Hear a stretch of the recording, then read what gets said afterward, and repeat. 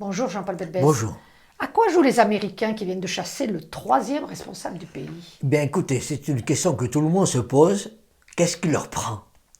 Qu'est-ce qu'il prend aux États-Unis dans une situation compliquée de virer le troisième responsable du pays, qui est le patron des représentants, qui est le patron en réalité du budget, de la gestion du budget, au moment même où c'est compliqué, et viré par ses propres troupes, par cette troupiste excessive, qui lui reproche d'avoir pactisé avec le diable, ou alias les démocrates.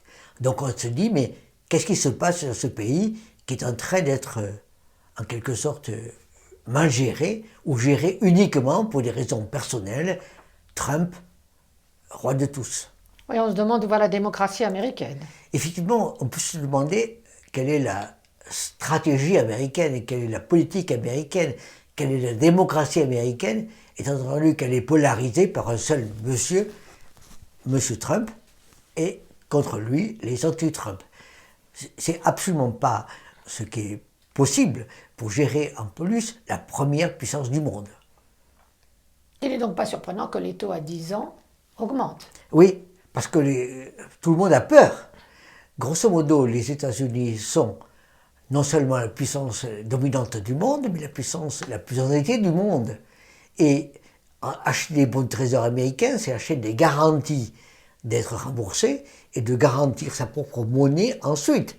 Autrement dit, quand on voit que au Congrès, on a viré l'homme qui, de cette manière, doit gérer Le déficit? le déficit et, de cette manière, serrer le robinet si nécessaire, on se dit, mais qu'est-ce qui va se passer? Sachant que le déficit américain est déjà important, très important, donc les Japonais, pardonnez-moi, les marchés financiers s'inquiètent, les marchés financiers n'ont qu'une seule réaction, monter les taux d'intérêt, et ils sont à 4,5 pour une inflation à 3,5. On a donc à l'heure actuelle une répression financière, comme on dit, qui est extrêmement forte et qui menace même la croissance américaine. Mais les notes de rating sont baissées également. Les notes de rating, pour le moment, sont assez basses, et le seul 3A qui reste, c'est celui de Moody's, et il est menacé. Personne ne comprendra, ou ne comprendrait, que Moody's continue de donner un 3A aux États-Unis, alors qu'il se passe des choses qui sont à ce point-là problématiques. Toutes les autres grandes agences de rating ont diminué leur rating, et les États-Unis ne sont plus 3A, ils ne sont au 3A que chez Moody's, et ça ne durera pas. Est-ce que cette situation peut durer longtemps? Cette situation peut durer, au fond, jusqu'à ce que ça s'éclaircisse politiquement, c'est-à-dire jusqu'aux élections, dans un an, aux élections américaines.